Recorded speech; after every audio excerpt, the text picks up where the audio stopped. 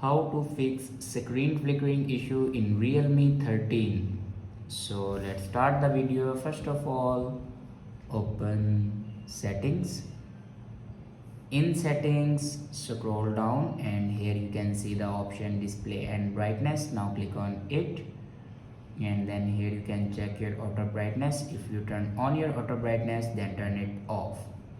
After turn off auto brightness, then go back and scroll down and click on system and update and then click on software update. Now here you can check your latest version will be updated or not. If it doesn't update to latest version, then update it to latest version.